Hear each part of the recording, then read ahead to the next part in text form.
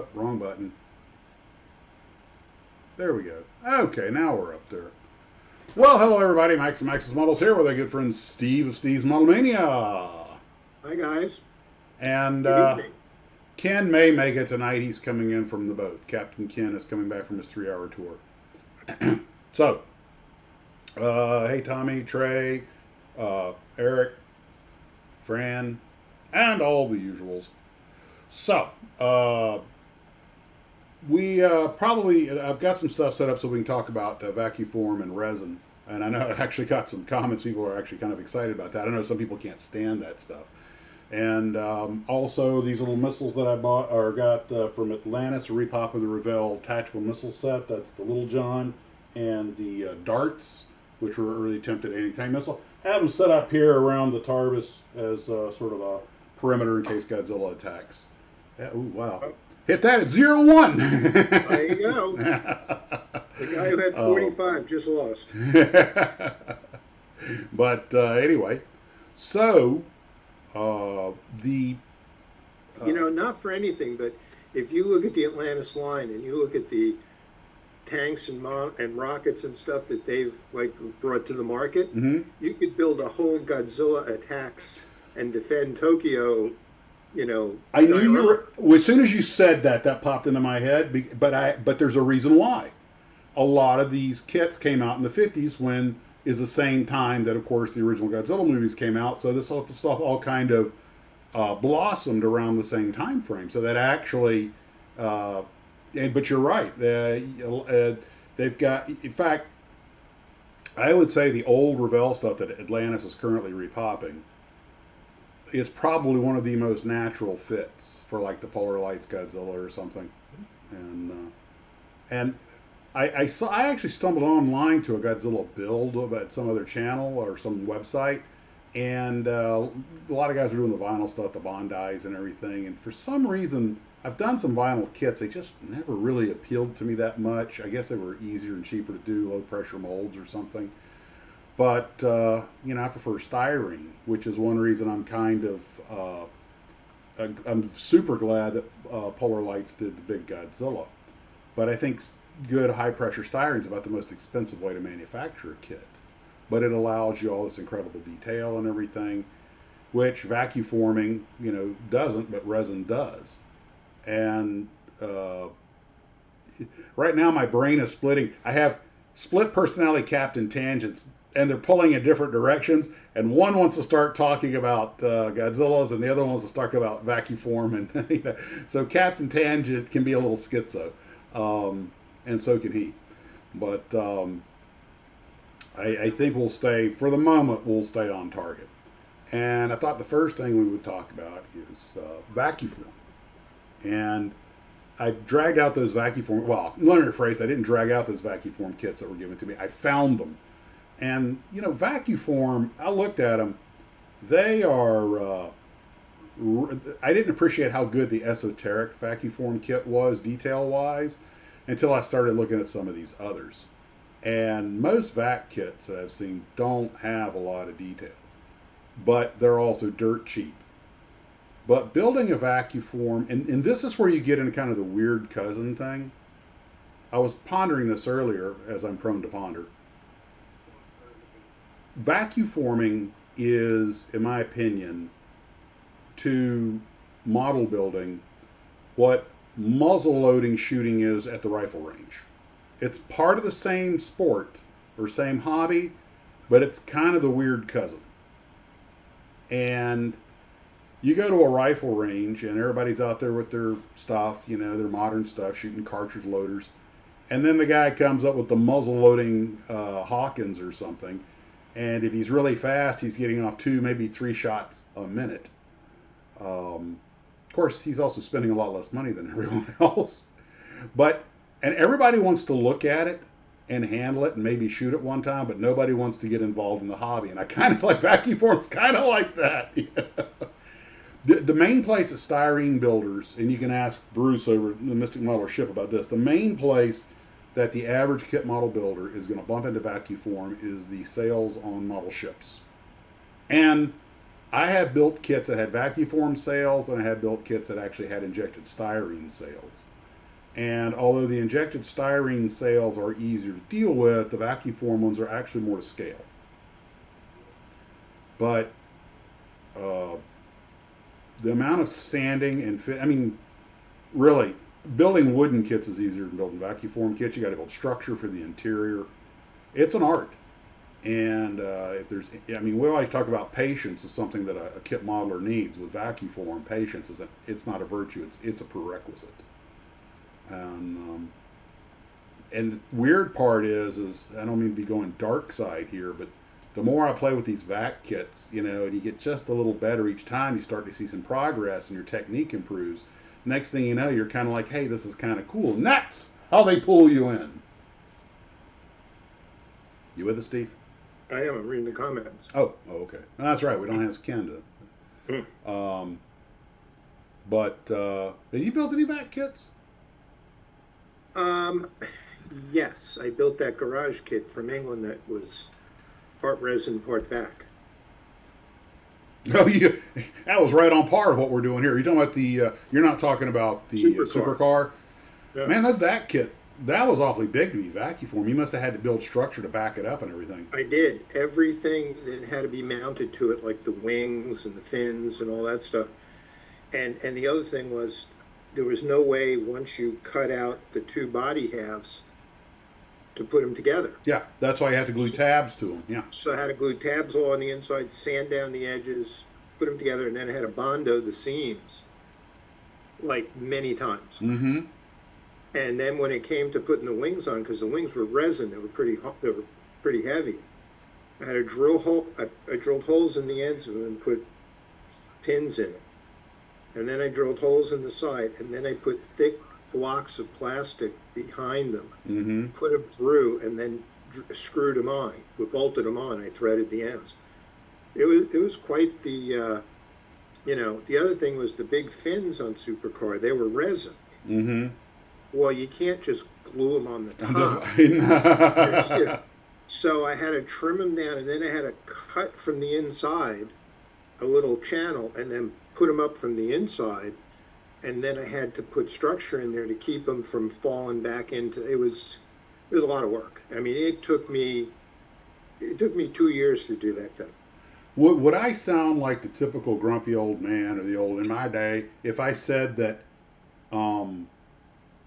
And I know we have some young modelers here, and I'm not talking about you guys, because you guys are the exception to the rule, or better yet, the exception that proves the rule. But our generation, because, and especially my dad's generation, because of the nature of the hobbies we're in, we were not particularly adverse to having to engineer a solution to a problem like that. There's another reason for that too. That's because we had shop class. Yes, thank you. Mike Rowe for president. I know we don't get political here, but if Mike Rowe runs for president, I'm voting for him. I mean, people would say, oh, you took shop class, but you went to college. Yeah, but that taught you basic skills in how to build things and how to make things work. I mean, it was really valuable. Because you, like I, and almost all of the other people watching the channel, when we go to build something and we look at it in its pre-constructed form with all the pieces, we think about, to do this, I have to do this to make this work, to make that fit, and that means I'd have to cut this, and that automatically comes, Mm-hmm. because you've done this for years. Mm-hmm. But if you didn't have the background that somebody taught you how to do these things, you'd be lost. You just gave me a great idea. Something that, when I'm dictator of the universe, kids in school around the 6th grade, they're going to get Vacuform and resin kits, some basic hand tools. They're going to be taught how to use them. They're going to, okay, kids, I want you to build this, but you're going to have to engineer solutions to some built-in problems, because a Vacuform and a resin kit, man, finally, the thought just gelled. I wasn't quite how to put it, but it just gelled. It explains why a lot of people don't like Vacuform and resin kits. When you buy a resin kit or a Vacuform kit, You are going to have to engineer solutions to built-in problems. No. Built-in challenges. Built-in challenges. It's a different thought process. Exactly. I got that Japanese Mary a while back. I just built it recently. I didn't think to download a picture of it. I'll see if I can grab one real quick. I think it was a Mary. Or Marianne. That's the Japanese inline engine light bomber they used in the early parts of World War II. It was actually an interwar airplane. But the resin kit had all the parts, but nothing had tabs and slots, and so everything had to be ground down, and it was a process to get it together, because what the kit has is all of the formed components and nothing else. You have to come up with your own solution to how to fit everything. And excuse me, the Romulan nails fighting back. But when it was now I went out online. You can't hardly find a kit of that thing, but it's a very simple 1/72 scale single engine airplane, fixed gear. There's nothing exotic about it at all. I mean the look of the airplane. What's exotic is that it's been nobody makes a kit of it. But when I and I used Gorilla Glue on. Did I use Gorilla Glue yet? No, I used the thick gap sealing epoxy. CA glue. And I had to sand a lot to get the basic parts to fit. But once I did, the air, at 1/72 scale, and it did come with a clear canopy for it and everything. But I was like, this is really kind of cool. And of course, that good heavy CA glue, once it hardened, those wings weren't going anywhere. And I was thinking, one of the reasons I've stayed away from vac kits and resin kits is because when you start, you're going to be doing a lot of basically grunt work to get the parts to fit, to get everything to go on, to get it to hold. And but once I had it done and I looked at it, I was like, well, that wasn't so bad. And now I've got these resin parts in that Corsair that I'm working on, that I'm going to be talking about at length probably over the next few weeks as I work on it. But and then I did that vac kit with the here it is. Here's the Mary.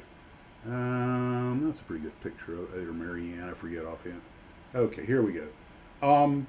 And it's the parts are kind of thick and chunky and everything, but there were, let's see, the wings, the fuselage, I think was one piece or two, I forget. The antenna, there were like 9 pieces of this thing. And of course, every part had to be sanded down without breaking the propeller. And I had some leftover decals. I wasn't going to get any, this was a real basic, quick build. But I was like, these resin kits, well, actually, they can be kind of expensive. But that's I think you got to turn your volume down a little bit. I'm getting a little feedback. But the option was not to have any, to not have the kit. You guys can Google Scalemates, but I don't think anybody makes this airplane as a plastic kit. And the thing is, they made hundreds of the things and used them all over China, and those inline engines were problematic. The Japanese never really had much luck with inline liquid-cooled engines. But once I got it on the shelf, I was kind of just building it to have some content. Oh, another resin kit I did was that dinosaur, that Boeing dynamic soaring, proposed. Anyway, point I'm driving at is that you build a couple of resin kits or you deal with some resin parts, and they have their own aggravations. But you realize, okay, this isn't rocket science. It's not something to be fearful of. There are so many aftermarket resin kits. Somebody commented to me earlier in the comment section of an earlier video that there's some kind of some kind of saw that you can buy that is really good for removing resin parts. Oh gosh, I forget what it was. I meant to write it down. I meant to do a lot of things. My blonde is showing, but you don't need that many special tools to deal with resin. And to be honest, a lot of people talk about, this great resin kit for detail. And I look at it, I'm like, there was a time when these resin kits were really necessary if you wanted to hyper detail a kit. But a lot of the styrene kits now are so detailed that resin doesn't carry any advantages. That's been my experience. A new mold on all these kits is just, there's nothing wrong with it. It doesn't need enhancement.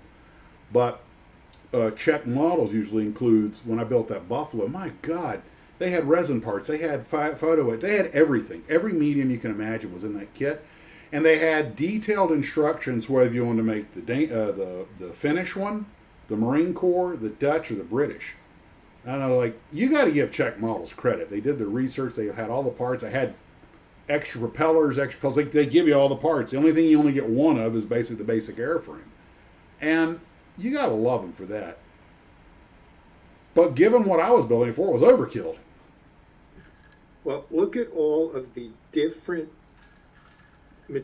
materials that we all build kits from since we started. Mm-hmm. You have people who deal in wood. You have people that deal in styrene. You have people that deal in resin. You have people that deal in vac. You have people that deal in cardboard. Yeah. And paper. I've got one of the paper kits, yeah. How many Estes rockets did we all build as kids that taught us about how rockets work? You know, I learned something else from Estes. Not only how rockets work, but that the local police department has no sense of humor when you fire one out of tube at one of their cruisers.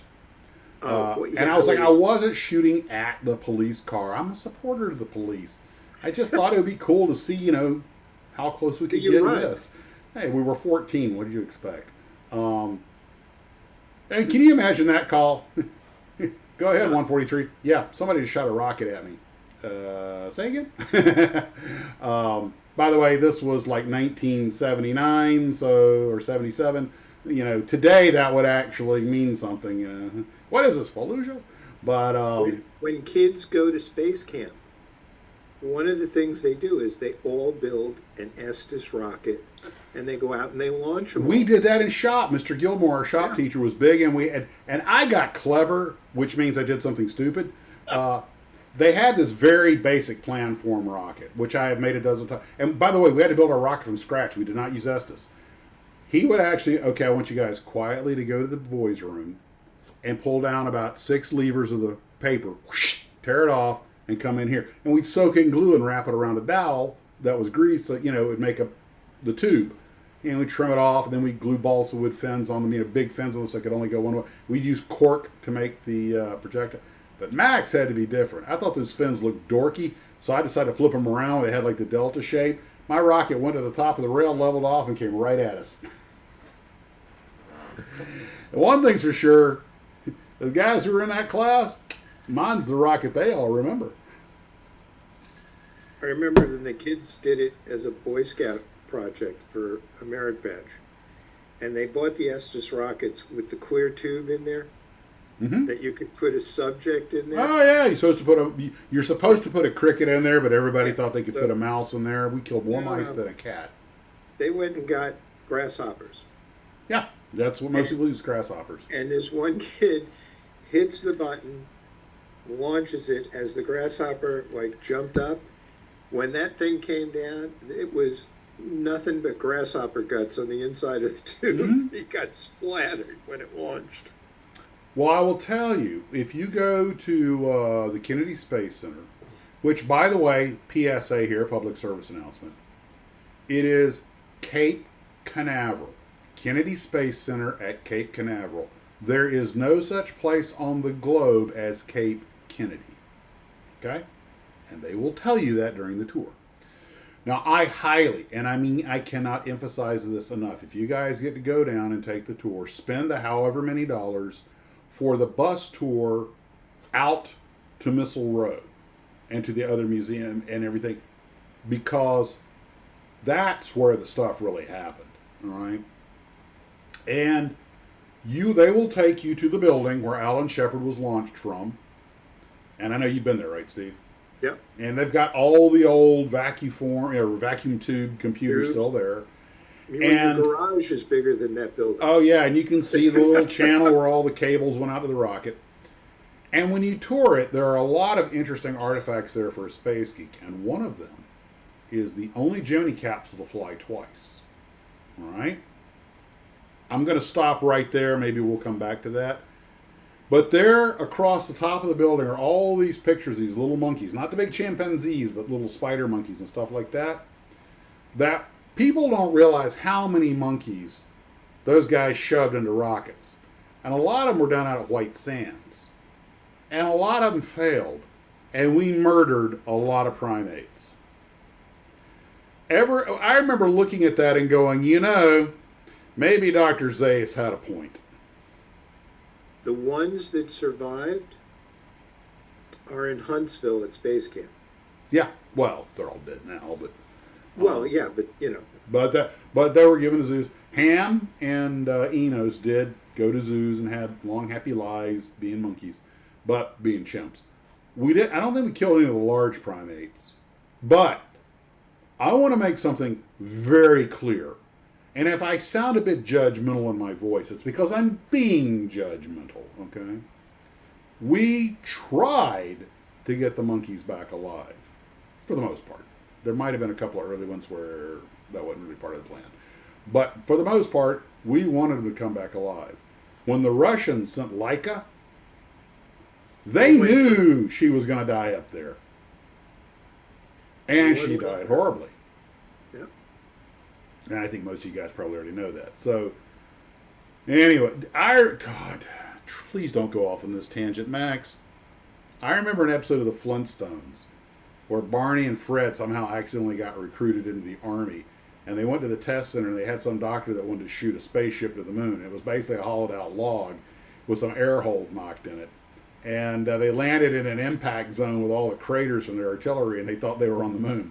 But it kind of reminded me of the Russian space program. I kept that one mercifully short.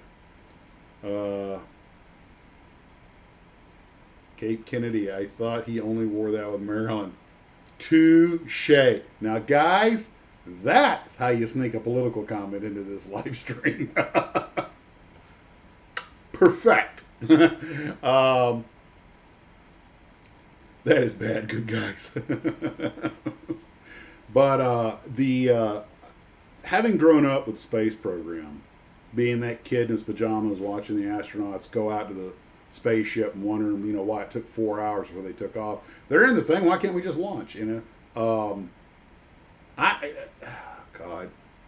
Steve, I'm sorry. I'm going to wax whimsical, or not whimsical, but nostalgic here for a second. But I really think, having been born in '61, grown up as a little kid with the space program, and into the early '70s with peak modeling, peak space race.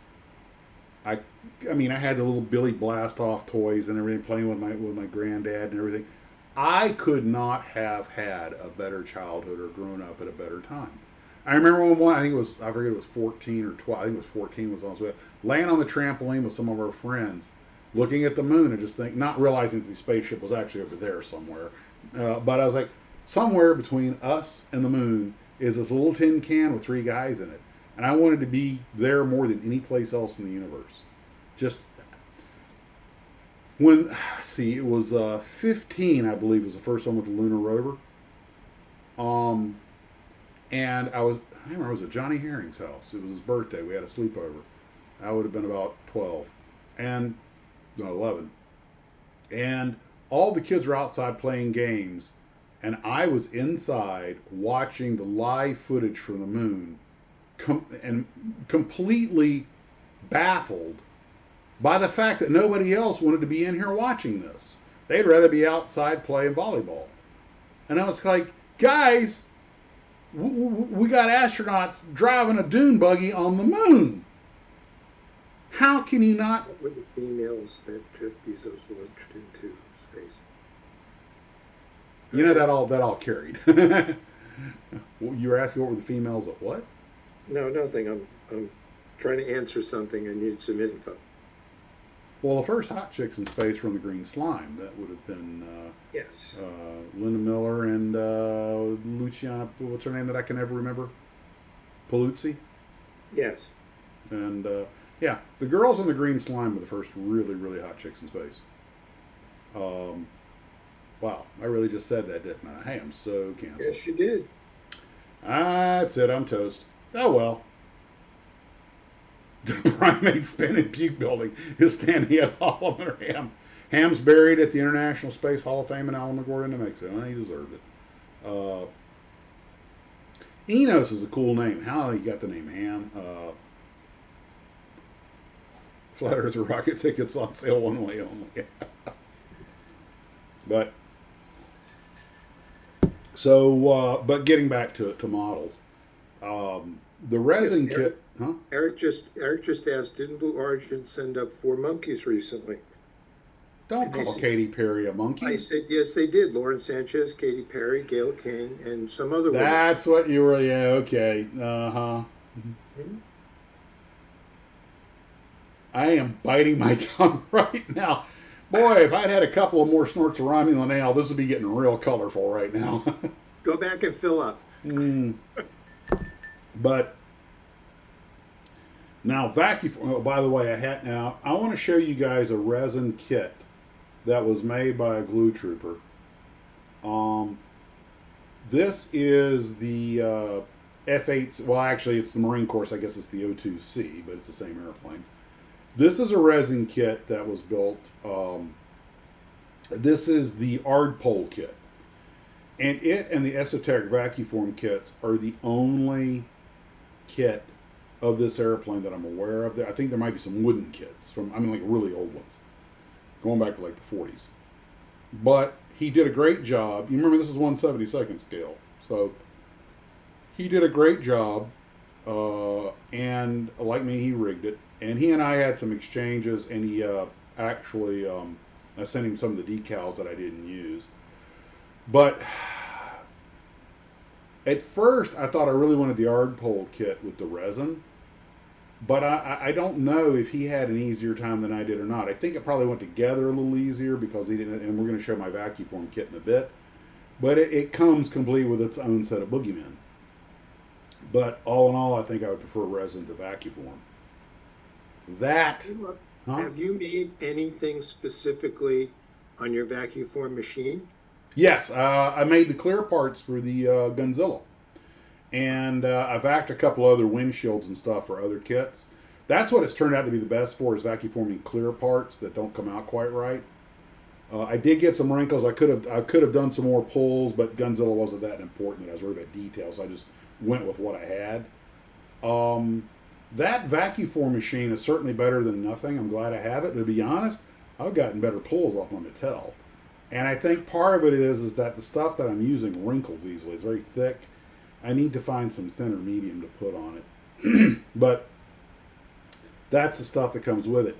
It was really not designed to do stuff that was... And in all fairness, I've been kind of greedy. I put a bunch of parts on there. It's really only designed to vac one part at a time. But I seem to get wrinkles a lot. And I'm not exactly sure why, because I'm letting the thing get really soft. So I watched a couple of educational videos on vacuforming, and they said, before you turn the air on, pull it down and run this thing around, stretch the sprue, and then flip the air on. But with this stuff I'm using, it cools quick. You don't have a lot of time to play with. Vacuforming almost takes 2 people. Then I watch Face Off, and I watch that industrial grade vac machine they had. And I go, I want one of those. And I go online, and they're $8,000. I don't want that bad. But I have used it a few times. But the clear parts, a lot of the clear parts on the Chinook came out of it. But remember, you vacuform, you're trimming it. But anyway, I think he did a good job on this. And this is resin. Resin has got a ton of problems, but so does Vacuform. And it's, would you rather fight the Medusa or the Kraken? Because either way, you got an uphill battle making this work. I personally think he did a great job with it. Now here, since we're on that point, to give you some comparison, I will show my, hold on. Okay, highlight. There we go. Well, this is mine. This is the Esoteric Vacuform kit. And it is probably as good of a vac kit as I've ever seen. It had an amazing amount of surface detail for a Vacuform kit because it's really hard to get. But of course, with this one, you have to put the top and the bottom of each wing together, which creates a lot of work. There is structure. Well, I didn't. Okay, when I did this one, I thought to myself, Max. And when Max thinks to himself in the third person, bad things are about to happen. You don't. This model's small enough that you don't need to build any internal structure for it. The parts just aren't that big. But you know, Max is a blonde, and when it comes to technical decisions, he really should not be listened to. Turned out I really could have used some internal structure on that thing, and in fact did have to make a piece between the cockpits. That being said, when I was all done with the kit, I wasn't unhappy with it. I mean, I got some glue blobs at the base of the struts and a few other things. It didn't come out perfect. And, oh, by the way, the machine gun, the mounts, the rear turret ring, the wheels and the prop, and the engine were all metal parts, which was a very nice addition. The landing gear, I could not believe that they sent you this flat vinyl strips that you had to cut up and glue together to make the landing gear and the shock absorber with butt joints. So I put a piece of wire behind them and covered it up and glued it. This was a really tough model to build. This is one of the hardest things I ever did. And it still didn't come out, anything close to show quality. But the fact that I got it done, I'm happy. Of course, by the time I got around to doing the rigging, I was a little burned out, which is obvious by the fact that some of the rigging is just abysmal. But nobody has a more critical eye of the model than the person who built it. But that being said, it helped me get over my fear of Vacuform kits, so that's why I jumped right into the Convair. The Convair, I did put some structure in, and I learned some lessons on that. I used a long piece of bent sprue for the wings, which worked perfectly, and I curled some sprue for the fuselage that did not work perfectly. Here is a little piece of advice for what it's worth.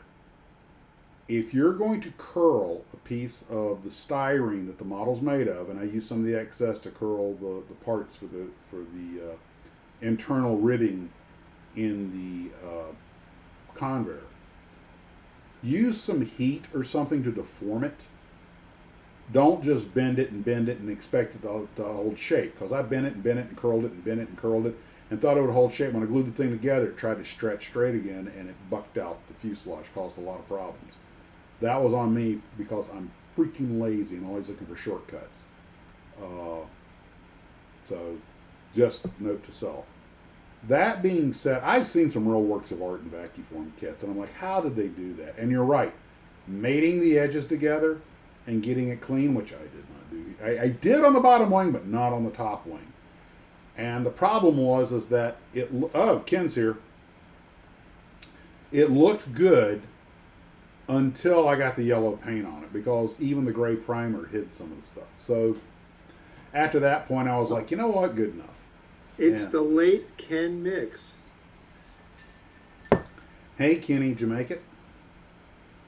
Did you survive? What's that? Did you survive? Are you alive? Are you here? Yes. Well, I don't know. You're not a figment of my imagination. You had to think about that. We were worried. Yeah. All right, everybody. Ken's here. Yeah, I was having fun on the boat. And remember, if Deb gives you any trouble, she was here first. That's not getting old anytime soon. Okay. I was here first. As long as you don't lose it again. Oh, God, I totally lost it. Oh, Kenya, I'm about to cry again. That was so funny. Anyway, so what are we talking about? We're talking about resin kits versus Vacuform kits. Or working with resin versus working with Vacuform. Those are two different things. Yeah, but they're both a whole lot harder than dealing with a regular plastic kit. Yeah. We were getting to the point, we were making the point that, because we all grew up taking shop class and how to work with tools, when you get a resin kit or a Vacuform kit, you have built-in engineering problems before you even start. And if you get these kits, you have to understand that. Now, one of the things that made vac kits, I think, a lot easier for a lot of modelers to deal with is that you know, Mattel had that Vacuform thing when we were all kids. I still got one. I made Neil Armstrong's gold face mask on the one I have up there. I made it on that. But I didn't like that yellow face shield they gave him. So I actually got, you know, some thin gold stuff and vacuformed it over, trimmed it out, and it went on great, and it looks much better as a result. And that little Vacuform toy, I think that qualifies as an educational toy. Absolutely. Yeah. You realize Gilbert educated an entire generation, the ones that didn't, you know, give cancer to.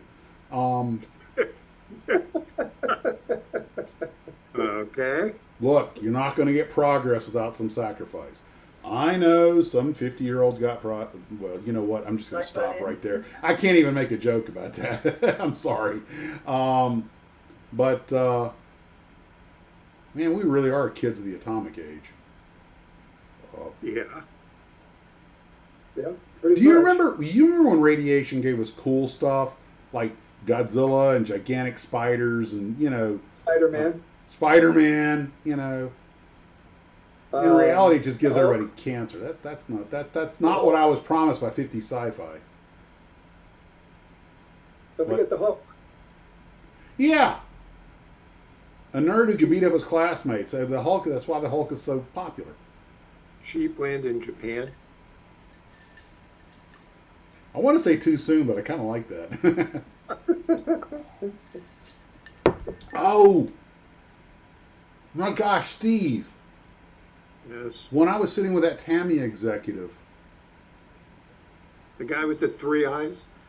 no, I said, you know, if Tamiya made a Godzilla, it would be a huge seller because you'd have, you know, Japan's quintessential monster with Japan's top, you know, model company. He goes, well, our policy is we don't make anything that didn't exist in the real world.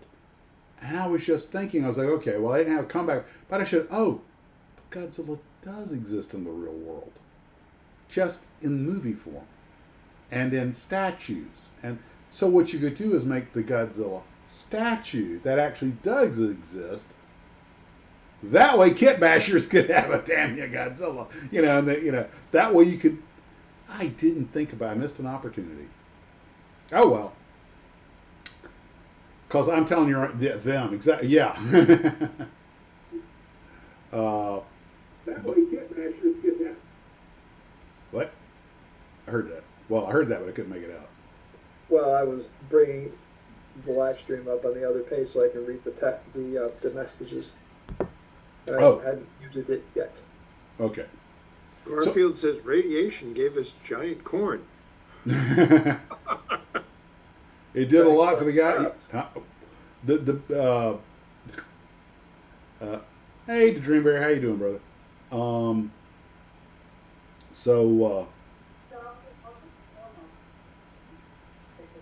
Giant rabbits, Night of Lepus. Lepus. Oh. I remember watching that movie and being disappointed because I could tell those were models. And I was like, look, when I can tell they're models, you're not supposed to be able to tell it's a model. By the way, I just saw a Pierce Films episode, the guy who worked on Serenity, the movie sequel to the TV series Firefly. In the TV show, as we all knew, Firefly was completely computer generated. In the movie, they actually built like a 14-foot model to do the crash landing scene. I don't know why they just, but which by the way was made largely out of foam. But he worked on that and he was talking about it and it was really cool. And they might not have been able to get the effect they want. Probably not, otherwise they would have done it. He has no idea what happened to it when he's done it. It's made out of foam, so I doubt it lasted. But I realize I'm a model purist, but I think half the fun of watching those movies is seeing the model work in them.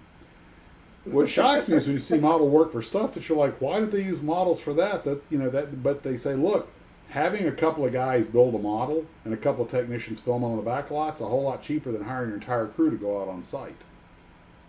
Edward Bender said the Japanese government made Godzilla a citizen. It's real. So he's real. So Tamiya needs to make a Godzilla. And they need to make Godzilla -0, the new one. If I'm telling you, I guarantee if Tamiya was to make Godzilla -0, who's supposed to be bigger than Godzilla -1, he's all mutated and stuff, they would sell 3 million. easily. How about if you get all your viewers to write into Tamiya and say, hey, we need a Godzilla model from you guys. Couldn't Max hurt. suggested it. You know, Edward Bender says the Japanese government made Godzilla a citizen. It's real. So Eric from Celebrating Vintage Model Kit says, didn't they appoint him as ambassador to the UN? And Lance Ravel says, are they going to tax him? the UN will, yes. I wish they made Godzilla their ambassador to UN. But Giant Scorpion used Lionel trains, even said Lionel on the side. That's true. If you look at the train cars that go off the track when it attaches the train, it says Lionel lines on the side of the cars. Is that on the original movie? Yeah. I love it. You see, that's the kind of stuff I just live for. Somebody fell down on the job. Or did they? It was probably, oh crap, we need a train. Kid, go out and get a train. Oh, Yeah. Okay. Went to a hobby store and bought a train set. You know. Well, okay. Let's be fair. In 1954, when people had to go to a theater to see this, and it was in black and white and it was on screen for 2 seconds, no one was going to catch that. But the fact that every one of these movies has been frame by frame analyzed in the past 60 years, it's. Well, plus you can watch it on TV and put it on pause. Well, that's what I mean, the frame by frame analysis. And but there's a lot to be said for using existing stuff. In fact, what was which one it was? Oh, it was Firefly. It was Firefly. The same thing in Serenity. He said a lot of the vehicles that are in the hangar when the ship crashes, they bought at Toys R Us and just painted them up, made a few little mods, and just left them because they're not on screen long enough to matter. And but as oh gosh, was it Mark Tyler made the comment to me? He worked on a lot of miniatures and movies, and he said that you get these artisans, these model builders who are making models, and they're not going to be on screen long. You don't need all the detail, but they're sitting there putting all this detailing that no one's ever going to appreciate. But he learned it's actually better to let them go and do it, because if you try to get them to stop, it actually holds up the process too much. It's better just to let them run wild and keep their flow going. But the original Godzilla movie, I'm sure in 1954, no one could have conceived of the idea of the way these movies would be analyzed now. And now movies are made knowing that this analysis will take place. They're a lot more attentive to those kinds of details. They still make a ton of mistakes. In the great miniseries Band of Brothers, when they have the D-Day scene, all the C-47s are taking off. One of the guys goes by, and the pilot's clearly, they've got him in the uniform of the period, but he's wearing lime green David Clark's. And as the plane flies by, you get a nice good look at him, and I'm like, God, come on, Steven, you're better than that, And that's the problem with knowing too much about stuff. And the thing is that films have gotten more technical because the audience has gotten more technical. They've gotten a lot savvier. Yes, they have. And one of the things that I'm happy to see, though, is some of the things I thought were wrong. I went back and researched. Oh, and actually, they did have that back then. Some of these things actually go back further than we thought. But I went and rewatched More American Graffiti because I like the Vietnam scenes and everything, the helicopters and stuff. And I started catching a lot of the mistakes. And and Spielberg did a great job, but he had to shoot the thing in California. He was only, and. Well, they weren't driving Volkswagen microbuses on D-Day off the landing craft. Well, I'll give you an example. Toad, when he's talking, when he goes to visit Steve and the guys, he's wearing the warrant officer uniform. And I'm thinking, wait a minute. Toad, first off, he's got glasses, so I doubt he could have gotten to flight school. But there are some guys with glasses who did, so I can overlook that. But he does not wear his wings, which every aviator wears proudly. I'm like, okay, maybe he forgot to put them on. Not the end of the world. But it's supposed to be 1962, and he's wearing 1959 warrant officer rank. They hadn't had that rank in 3 years. They had the warrant officer rank, but they changed the symbology. He had the old gold one with the two or the three little two tick marks in it. I think he was supposed to be a warrant officer too. And don't get me wrong, you have to be a nerd like me to catch that. But once you catch that, you're like, wait a minute. He's wearing the old warrant officer rank that went out in '59. I know this because I wanted to be a warrant officer. And Trey says all the helicopter startup scenes are always wrong. oh yeah, I love how they jump in a helicopter and are taking off in 20 seconds. But you know what? When you play Fortunate Son in the background with the turbine whine, they overlook a lot. Okay, since you said that, we have to go here. We brought it up before, and we're going to bring it up again. Who said what? Kong Skull Island. Too many helicopters. Okay. There's like 11 Hueys, a Chinook, and a Sea Stallion that the Army didn't even fly, so they had to steal it from the Marines. Okay. There are, what was it, 3 or 4 on the deck of the ship because that's all that would fit. And then somebody said, oh, but you do the roundabout scene, you see more in the tail hangar. There are 3 in the hangar. There are 11 in flight. Not to mention, that means that when the Sea Stallion takes off from the stern of the Chinook, they had to roll each one out one at a time, crank it up, pre-flight it, crank it up, take it off, and there were still only 3 more.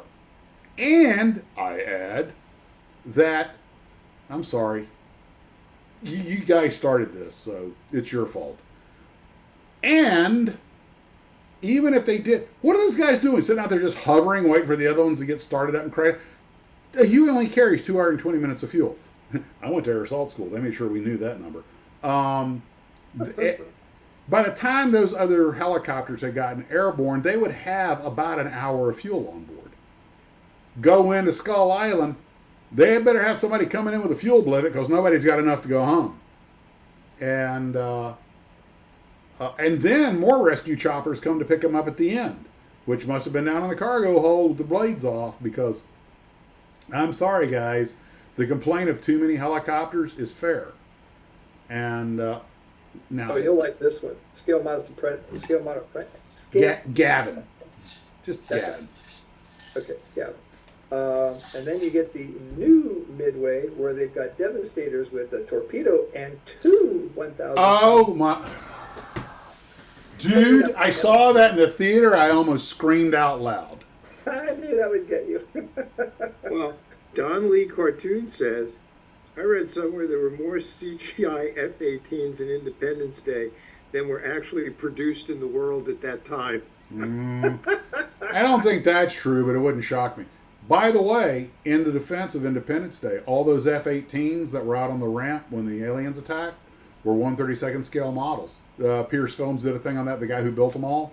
And he said, we bought every F-8, 1/32 scale F-18 model in Southern California. I tell you what, Burbank Hobbies loves these guys. Yeah. And so those were kit models. But getting back to the Devastator, you don't distract me that easily. Ooh. The Douglas TBD-1 Devastator, which came out in 1936, when it came out in 1936, was a cutting-edge airplane. It was the Navy's first all-metal monoplane torpedo plane. And it had hydraulic retracting wings, so the crew didn't have to get out there and do it. The pilot could retract and expand the wings.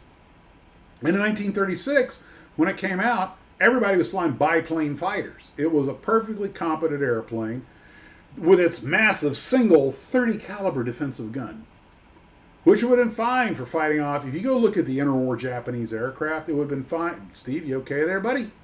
Yeah. Went down the wrong way. Oh, God, I did that yesterday, and I still got a sore spot. So, given the rapid advance of aviation technology in the interwar period, by 1938, the Devastator was hopelessly outclassed. Okay? And the Navy knew that, and contrary to what people think, they were not idle. They went to all the companies and said, you guys are doing a great job of the Devastator. We bought 98 of the things, but the fighters are now carrying 450 calibers and going 300 miles an hour. We need a better airplane. So Grumman, everybody got, and they selected the Grumman Avenger. But you only get these things in production so fast. People forget there were 6 Grumman Avengers at Midway. The very first 6 off the line, I might add. But And you know what they say about the A model? yeah, well, in this case, given that the option was a Devastator, fly the A model. Just fly the A model. That's the exception, okay? If you got no other choice. Yeah. I can go at the Japanese fleet at 108 miles an hour or 180 miles an hour. Yeah. I can be defended by a single 30 caliber or a 50 caliber with a 30 tail stinger sticking out the bottom. Yeah, take the A model on that one. NASA's a big fan of not the A model either. You think? But that's why they launched the first one with nobody in it. You betcha. Yeah, you betcha. So the Devastator could barely get off the deck with a torpedo. And when I say barely, I mean the throttle was on the wall. They did 128 miles an hour clean. You were lucky to get 100 miles an hour with a torpedo hanging on it. When those guys took off the Hornet, which was the youngest air group, when they took off, Gay said in his book, Ensign Gay, the sole survivor of Torpedo Squadron 8, said that this was the first time any of us had flown with a live torpedo. Not launched one, flown with a live torpedo on the plane. All right? Now, the Devastator had 3 options. By the way, those bombs hanging on the wings of the Devastator, there is all kinds of wrong with this. And I am going to educate you because that is my mission in life. All right? Whether we want it or not. Whether you want it or not. You're about to get educated. You gonna learn something today. Kevin Hart. Before you get started, CVM. Just spit it out. Yeah, that guy said 5 of the 6 TBFs were shot down as well. That is correct. Langdon Kellogg Feverling was the commander. Everyone was killed except, including Jay Manning, who was on the plane that got back, except for the pilot and the gunner. And the gunner, who was a teenager, did catch one across the head and knocked him out, and he still had the hat. And when he met the Japanese pilots in the 80s, he showed him the hat with the chunk taken out of it that one of their 7.7 millimeter machine gun rounds had scalloped out of his head. And I have to be careful. Dick Best was a famous dive bomber pilot.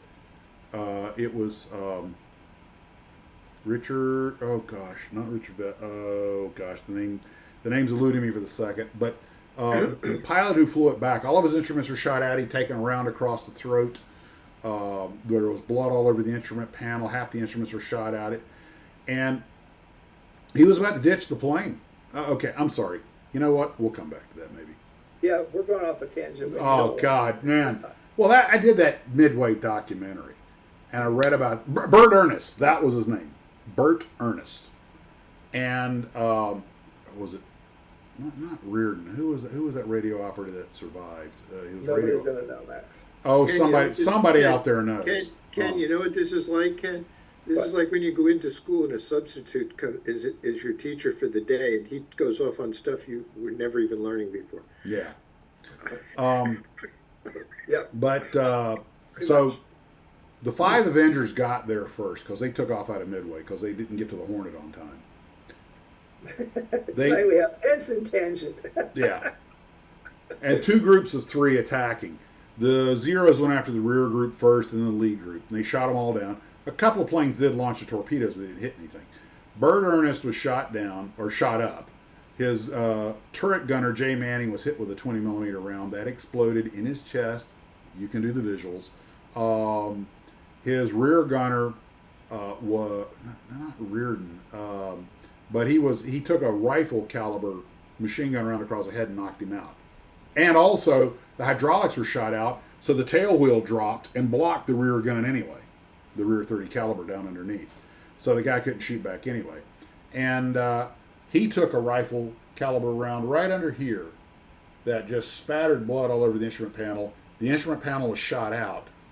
But, and he'd lost his elevator controls. The cables to the elevator were shot out. And he realized the stick wasn't working. And he realized they were going in the water. And he's like, he slid his canopy, got ready to ditch, hoping he'd survive the impact.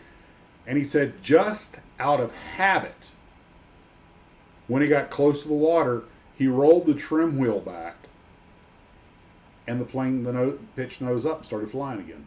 It worked. The trim still worked. The trim had not been shot out. He flew, and you can see the holes in the tail in the photos. A lot of photos of the airplane. He flew back to Midway on a wet compass and a trim wheel and rudder pebbles.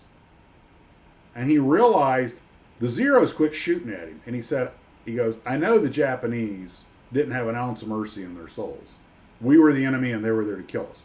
If they quit shooting at us, it was because either one, they were out of ammo, or two, they realized we're no longer a threat and they're wasting ammo on us. But he managed to, and he goes, I knew I think the compass was shot out also. He just goes, I just looked at the sun. I go, okay, Midway's that way. The sun needs to be over here. So he just put the sun there, used the trim wheel, and he realized we're not losing fuel. They had the self-sealing fuel tanks. The engine was running strong. Okay, I've lost half my controls, but the airplane's still flying. Let's head back for Midway, see what happens. And he goes, it wasn't that long ahead for Midway when they saw the big columns of black smoke about 50 miles out. Which, that's Midway. Midway. Well, his Harry Ferrier, that's the name of the radio operator. Harry Ferrier, who was knocked unconscious by a bullet skittering across his scalp. He was wearing a baseball cap at the time, and it took a chunk out of it. Harry Ferrier wakes up, looks out his window, sees the tail wheel hanging down in front of him, so he can't use his gun. And he realizes no one's shooting at him because now they're on their way back. So he gets on the intercom, which still worked, and says, now the early Avengers, you had the front seat, you had the turret gunner, and you had the radio operator down there in the belly who had operated the Stinger gun on the bottom. But they actually came with a middle seat, which was really just for carrying a passenger. And you could get up there from underneath. And he caught on the intercom, says, hey, he told him, hey, the tail wheel's down, I can't use my gun. Is it okay if I come up and sit behind you in the jump seat? And Bert Ernest, who's got his hand over to stop from bleeding, and he's like, yeah, come on up. And he crawls up into the front seat, or in the middle seat, and they flew back to Midway, and they saw the column of smoke. They get to Midway, and he goes, Harry, I don't know. I tried to launch the torpedo, but I don't know if it let go or not. We may still have a 2,000-pound explosive in the belly. Go down there and see if the torpedo is gone. Well, back in Harry Ferrier's radio position back in the rear and the bottom, there's a little that thing is heavy. You couldn't tell by the way the plane was handling? I'm sorry, Ken, the man's flying on a trim wheel. You could still tell. Oh, really, Ken? How? By the way it reacts. By how to fast the trim wheel. I got 18,000 hours, and I can tell you I couldn't tell that. Okay? Oh, did I mention half the tail was shot away so nothing was working normal? Ken, how many hours just you got in the TPF? Ken, just go how to many the hours you got in bathroom. the TPF, Max? Just go to the bathroom and wash the egg off, okay? Ken, he's gonna hit mute. Oh, no. As Napoleon said, never interrupt your enemy when he's making a mistake. Now this live stream's getting good. God, I really should go get some more Romulan ale. Oh, please, don't let us stop you. Maybe I will. Slava says, Frank, I'm having fun. LOL. So Ferrier goes down. They had a little window in his compartment onto the torpedo bay where you could look and see the torpedo bay. He got down there, and I'm going to... Yeah. What? Yeah, that way you still can. In other news, I finished up my associates this week. Congratulations, Gavin. Excellent. Suddenly Ken's feet has technical problems. So, next about the torpedo Ken's boat. I wouldn't do that. I hang out there sometimes. So, Ferrier goes back down to his... Ferrier goes back down to his compartment to look through that little window. And I'm going to soft pedal this as much as I can. Do you remember earlier when I said the gunner was hit with a 20 millimeter exploder and all that implies? Yes, we remember that. Farrier could not see through the window because it was obscured by viscera. Debris. Viscera. Human Okay. viscera. So he came back up. So they did a flyby with the cargo, with the torpedo doors open, because Midway waved them off on the first try because they didn't know, but one of the gears didn't come down and lock. So they did a flyby, and the guys in the tower didn't see anything in the torpedo, but the torpedo had released.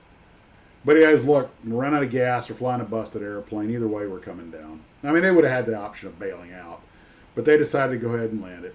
And the Avenger, which had an excellent reputation, is probably the most stable airplane ever put on an aircraft carrier. They called it the Turkey, because it came in everything big like that coming down. But they landed, and the gear slowly folded up on landing, and it just slid off on the grass, and that was the end of it. So Farrier and Berger. What was that last part? About what? When they landed? The landing gear had not locked, so it slowly folded up on them as they landed, and they slid on a wingtip. But the Avenger came in so. Did I hear something like they slid over into the grass? In the sand, into the sand. They went off the runway. They slid off the runway into the sand, grass, whatever Midway has, sandy grass, like that nice thing I made. I'm sorry, getting off. So they get out of the airplane, and they're walking away. Farrier's got blood coming out of his head. Ernest has blood coming out of his throat, right? And they need to go to the medics, and they both and Ernest and this old grizzled Marine Corps like master sergeant, gunny sergeant, runs up on the airplane and craps open the turret where Jay Manning was at, and Ernest turns and goes, wait a minute, we got to check in on Jay, and he turns around and the old sergeant jumps. Now this is a grizzled old 1942 Marine Corps sergeant, gunny sergeant. So we're talking about a guy who's seen the elephant, right? And he jumps off the airplane and grabs the Ernest and stops him and goes, sir, there's nothing you can do for him, and you don't need to be seeing that. And they both turned around and went into the medic's tent. They bandage up Farrier's head, they bandage up Berger's throat, and they both walk into the ops room. And the most Navy thing in history. Give us another airplane. And that, gentlemen, is why we call them the greatest generation. The response, I'm sorry, Lieutenant, there's no airplanes to be had. We don't want you bleeding all over another one. No, they really didn't have any more planes to give them. They had one working Wildcat and one working Buffalo. None of the B-26s were still flying. All the Avengers were gone. 8 Dauntlesses came back riddled with bullets, and then 11 Vindicators came back. No. Maybe 11 Vindicators came back shot to pieces. And which they patched up and flew out that night, again on a mission. You read these books by Simons and Purcell and all these other people who wrote books about the Midway, and you read about this, and God, you want to cry. You realize these are the people that, Lord. Okay, I'm going to get all weepy if I keep talking about this. So anyway. Wild Dad once said, gee, Max, where do you get all these stories? Books. This is full of books. And I still have 6 more over here I need to read, half of which were given to me by Glue Troopers. But if you want to read, there are a lot of great books about the Battle of Midway, but I think the definitive one is Shattered Sword by Jonathan Parshall and Anthony Tully. So, enough of that. Let's get back to, we're talking about Vacuform versus Resin. Vacuform, I think Resin is easier to deal with because the parts are just there.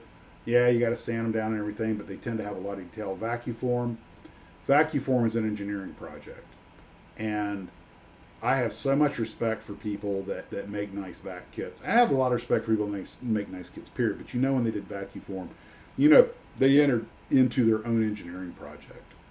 And Copperhead says Academy makes an excellent model of the Vindicator. Yeah. I built the accurate miniature ones.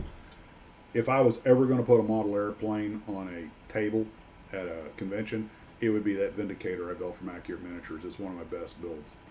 And it was actually, that airplane was supposed to have been retired before the war. You guys have probably seen the footage of the Marines at Midway taking off from VMSB 241, taking off to go attack the Japanese. And you notice all the white stripes, the stripes all over the airplane. And I thought they were some kind of squadron insignia. It was 4-inch hospital tape that was holding the fabric on. And the Marines went to war in this. You fight the war with the weapons you have. I don't think there has ever been a more Marine Corps thing since Chesty Puller than the guys in VMSB 241 taking those dilapidated, worn out, long overdue for overhaul, and completely obsolete Vindicators into battle against Murderer's Row. The Japanese pilots at Kita Butai, the mobile force that attacked at Midway, were without a doubt the finest torpedo and dive bomber pilots in the world, and arguably the finest fighter pilots. The reason we beat them was logistics. They could not replace losses. We could replace them many times over. And every pilot who flew in that period who's being honest will talk about how good they were in 41 and 42. Everybody talks about how they got wiped out at Midway. No, Midway put a dent in them. It was the Solomon's campaign that eviscerated their pilot staff. The Japanese were so brutal in their pilot training that they eliminated a lot of good candidates. It was sink or swim. And their attitude, and I think they were, history proves they were completely wrong on this. Their attitude was, weed them out till we have the very best of the best, an elite group. And that's great for certain things. But you've got a 5-year war ahead of you. You need thousands of pilots, not hundreds. And when you train them up to this peak, when you lose one, you've lost this incredibly valuable asset. The Russians took the exact opposite philosophy and they won. Train them, stick them in the airplane. If they die, that's war. And they, what is it? Supposedly, Stalin said that the quantity has a quality all its own. So, anyway, sorry, got off target again, off topic again. So, actually, I look forward to those. Hey, tangents are the best parts. But they are. And if I stay on target long enough, we'll start talking about this. So, now the Atlanta / Revell tactical missile set. I got one today. I built it. I love it. It's a great little set. Let's see. I've got Just out of curiosity, what did they do to the pilots that washed out? I have no idea. I imagine they recycled them into another branch. Somebody had to clean the dishes. Well, I'm guessing they probably wound up in the military in other capacities.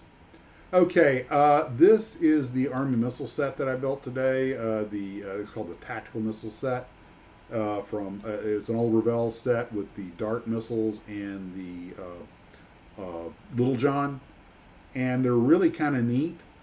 It goes together very quickly. I haven't painted it yet. You get 6 figures with it. It's typical of Revell stuff. A lot of flash because the molds are getting old. But that's not a gun the guy's carrying. It's a Ken, what do you call that screwdriver thing with that you crank around in a circle? Oh Jesus! I can't believe I'm forgetting the name of a basic tool. You mean kind of like a drill? No, it works like a drill, but it's hand cranked. It's got the bent out area in the middle. It just I know what you're talking about. I have no idea what it's called. Not a jack screw. Oh God, I can't believe I'm forgetting the name of a basic tool. Somebody will tell you in a few minutes. Yeah, Seconds. but maybe it was jack screw. But anyway, it's just a really nice little kit, and it's 1:40 scale. And you got the guy that's got the firing the dart, and you got 3 darts that are lined up on stands behind him. Now there's one Crank. Crank. A crank. Okay, it's a crank. Okay, crank screw, whatever. But Offset screwdriver. Okay, maybe that's it. But there's one thing I got to show you guys, though. A couple other people said it's a brace. I guess it has different names. These little missiles, you got to glue the tail on. And I didn't take a picture, but they have this. Oh, okay, yeah, sure thing. Why not? In one of the, it comes molded in there. They have this little, looks like a little motor. It's a little tiny protrusion that goes on that piece. And I went online to look it up. These Dart missiles were the Army's attempt at a wire-guided missile. The program started in the 40s, but it went through the 50s. And the idea was, this is a predecessor to the TOW, targeted optically wire-guided. The idea was you flew this thing with a little bit of wire. Now, it has these two, let me put the pictures back up here. Okay, okay, that one, okay. If you look on top of these missiles, you see these little blister things up there, these little canisters. There's two of them mounted on top, and there's one between the tail.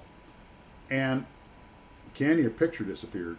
Okay, Ken's doing something. He's gone offline. But anyway, I looked it up online. I think there were sensors because the Army was trying to add a heat sensor, radar, all kinds of stuff to it. Back in the 50s, they never really got it to work. We wound up buying a French missile system, the SS-10 and the SS-11. I think that was called the INTAC, and later they had another name for it. Anyway, these things were never used in combat. We came up with the TOWs before that. But what are you laughing at? You went away. Somebody said I went to eat. Somebody else said I'm adjusting my trim tab.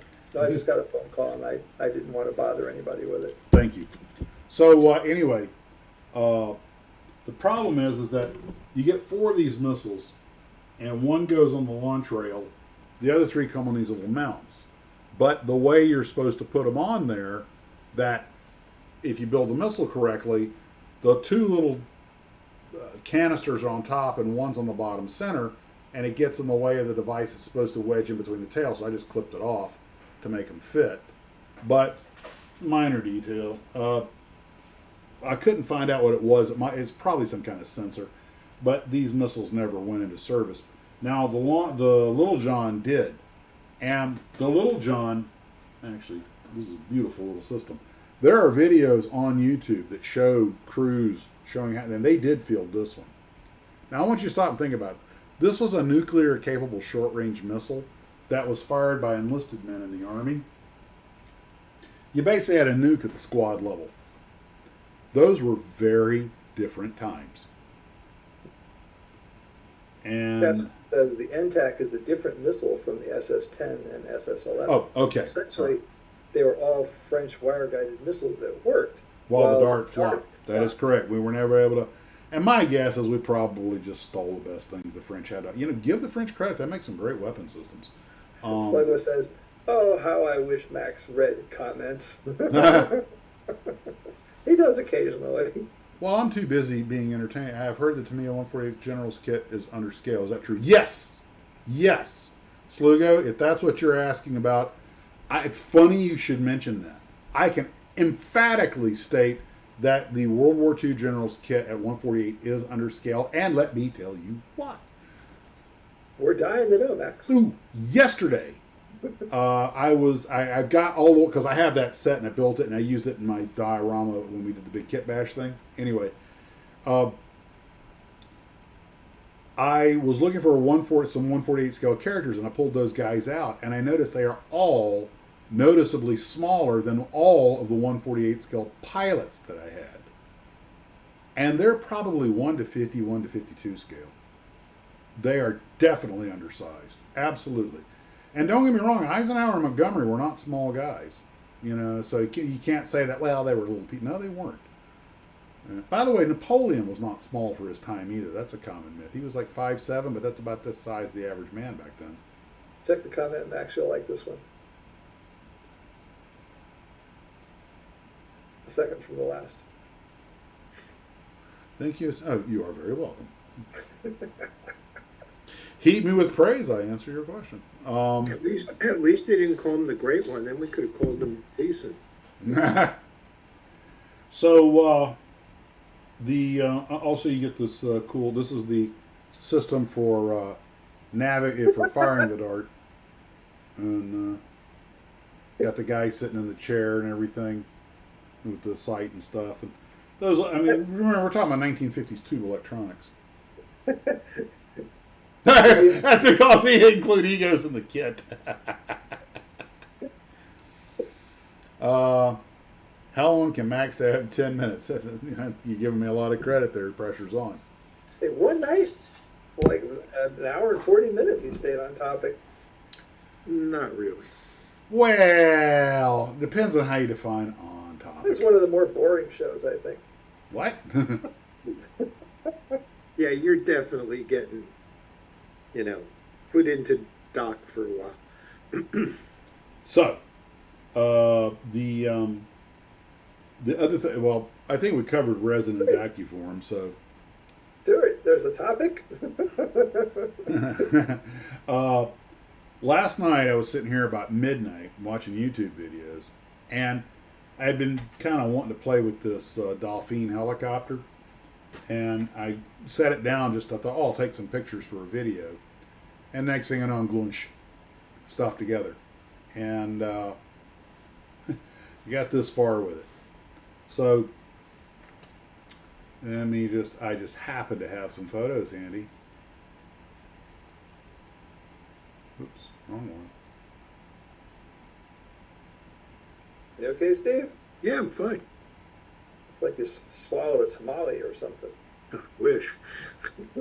So this is the Heller 150 scale SA360 / 365 a Dauphine helicopter kit. Now this kit, first off, Heller needs to learn the definition of alignment pins, because this thing does not have a lot of them, and the rotor system on it's kind of complex. The instructions are one big inflated blow. The whole thing is just one big diagram. I mean, one big exploded diagram with questionable. That's it. That right there is all you get. One big exploded diagram. There are some text instructions, but some of the stuff you're kind of like, it goes where? And when I saw this thing at first, I thought it looks like a gazelle. Well, what? Like I says, I bet Max's tub ledge is filled with soldiers and army men. No, we have a shower. I keep them on the floor so I can stomp on them like Godzilla. At least it doesn't have any steps to leave them sitting on. Yeah. So when you put this thing together, though, it fits okay. There's no issues, but there's like 2 alignment pins in the entire fuselage. By the way, that is a 13-blade tail rotor. That's like the Gazelle. This is a follow-on of the Gazelle, and Aerospatiale was like, let's make a helicopter, that's better than the Gazelle. I didn't realize how many seats this thing had. It can carry up to 13 people under certain circumstances. But Eric says, Heller doesn't include locator pins because building is relative. Well, Build it the way you want it. Now the picture on the box art showed what? Trey says the blades turn the wrong way. French helicopters must be used to retreating.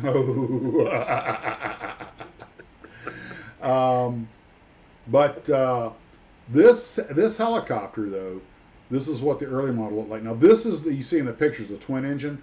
The 360 and 365, the difference in them is 1 engine and 2 engines, like the A-Star. There's a single engine and dual engine A-Star, but it's a much smaller helicopter.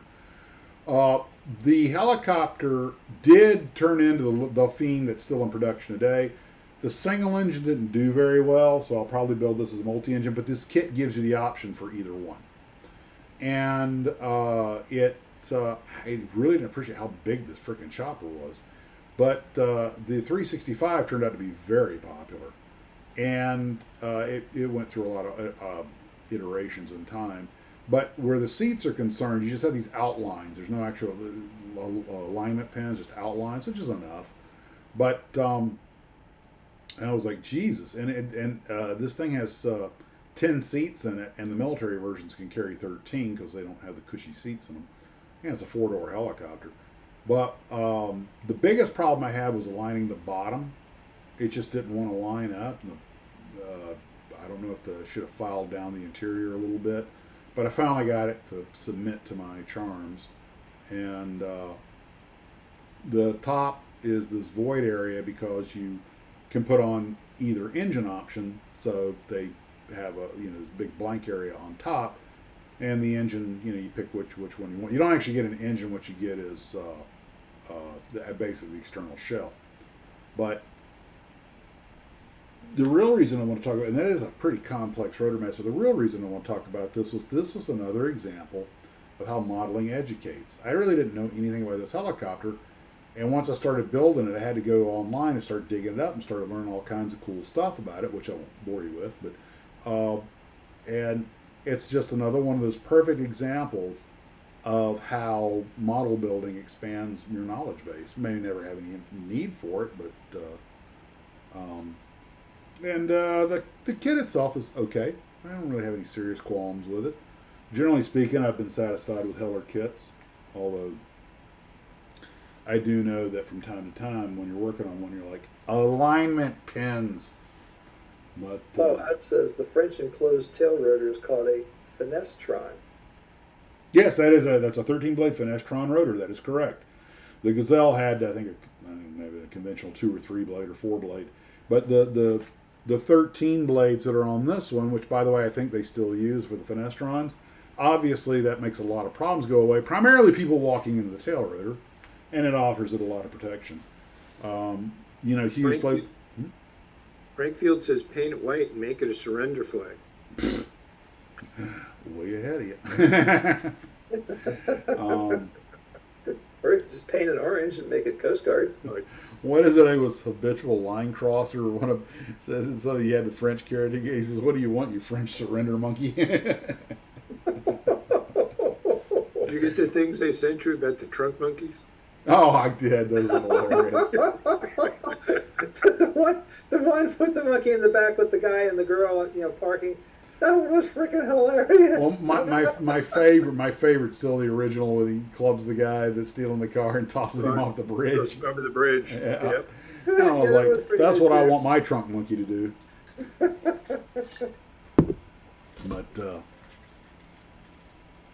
yeah, that was funny, Steve. Whoever came up with that was having a good time with that. I watched that. I was laughing so hard watching that. It was funny. I said, I got to send this out. And that's back before AI, when you actually had the actors to go out and do this stuff, And a real monkey. And a real monkey. I don't know how they trained that ape, but he's good at cocking that shotgun. Yeah. There was you guys don't know what we're talking about. There's a YouTube video, and it's about a car dealership that offers a new option for your car, and it's called a trunk monkey. And it puts people in all these situations where people are threatening them, or it's a guy taking a girl out on a date in her father's car. And when things get too heady, you push a button and the monkey comes out of the trunk with a weapon and just takes the person out who's giving you a hard time. They're hilarious. I'm sure somewhere there's some fixer that's known as the trunk monkey. Oh, somebody's seen it. JMDV sees it. Says first he offers a cop money and then he offers him a donut. Offers a donut. That's the one where the monkey gets arrested.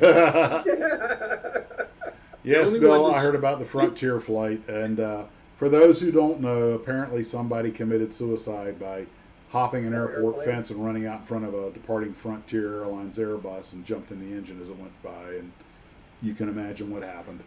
Yeah, they had to return to the field of fire and everything else. And man, I mean, guys, don't drag a bunch of innocent people in your attempt to be a headline. They go back to jumping in front of it with trains. Yeah, really, and but we're not going to get into that because it's obvious what happened, and it's not, My wife, when I showed her that, I was like, "You're not going to believe this." She's like, "Aren't you glad you're retired?" Like, "Oh yes."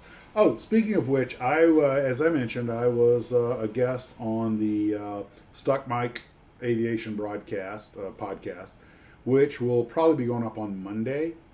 And Carl's going to probably send me a link when it goes up, and I'll post it on the channel. But and I found out I'm the last person they interviewed because they're going to be going offline for a while. So yeah, get the So you news. close them out. There you go, baby. But the thing was that video I did on why I retired early on my Pilots and Prop Wash channel, that piqued their interest, and I was like, I am somebody besides me wants to interview me. Yay! But They're just trying to make you feel good. there you are.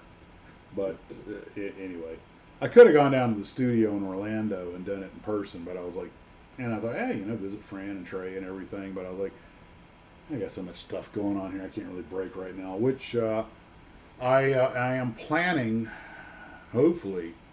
Trey, Fran, you and me and Marty need to get together again sometime. And I found my Mission Barbecue gift certificate. So lunch at Mission Barbecue when we do. And Watch out, Mission Barbecue. It'll be an alert post. I don't know if there's any money left on it, but by golly, I'm going to find out. I thought I had it when we went there last time, and we did a video on our visit over to Martin's, and great guy, fantastic model builder. He's one of those guys that'll take years to build a model because he's got all the details and the research material. He is so not me. I'm like, I'm like slap it together and photograph from the angle that looks good from a distance. KOS&C, no, Max never had an incident where he had to order the slide evacuation. No, I did not. However, I worked with many times and knew very well the famous Stephen Slater, who was the flight attendant who got hit on the head with a bag, lost it, popped the slide, and made the national news. And when the Chinese news media, which is the one that wound up on the internet, covered the story, they didn't have any photographs, so they used like Flight Simulator, and it was a JetBlue 747. I was like, I like where their mind is at. And guys, if you want a good laugh, go look up the Chinese news and the Stephen Slater thing. And for those who have not been to Mission Barbecue, it is a veteran owned and run, and they give a discount to veterans. And it's, God bless them, they didn't ask to see my DD-214 or DA card, disabled veteran card. They, veteran. They just they have all kinds of military memorabilia hanging out. Great barbecue, Good food. good food, and I love going there. It's the safest place to eat in Dover, Delaware. Yeah, because everybody in there's a veteran. Half of them are packing. There's everybody from the base and all the cops eat there. Yeah, So you're like, okay. The only problem I had, and Fran and Trey witness this, and Marty all witness this firsthand, is it might not surprise you guys to know that I have a propensity to eat a little too much. And we're going in there, and I'm like, instead of just getting a regular lunch, I got to get the double platter, which I'll have that and that, which comes with 3 sides. And the food shows up. I'm like, this is not, and about halfway through, because I've been on a diet and I'm not eating as much. Which, by the way, I passed the 30-pound mark on weight loss. You can actually almost see my chin bones. Anyway, I was like, God, I'm glad we didn't order dessert, because I definitely ordered too much food, which is like, did I really just say that? And but I'm going to force feed it to myself because I ordered it. And we're done. And as God is my witness, and Fran and Trey can back this up, they were there. They walk up with a tray with like 4 desserts on it as a complimentary thanks for your service. What am I going to do, insult them by turning it down? And one of them was like friggin' coconut cream pie or cheesecake or whatever my favorites are. Oh, I'll bet you were hating life later on that night. One of the gang had the willpower. One of the gang had the willpower to go, oh, I'm not going to have one, thank you, I'm full. So I did a first-class John Panette impression. Bring it over here. And I am force-feeding myself coconut cream pie. Oh, God, that's one of the best memories of my life. And I drove, so on the way back, I'm like trying to fight out the food coming so I can all get us back to Marty's place alive. And think you didn't have to fly. I think I had a coffee afterwards, just to stay awake. Yeah.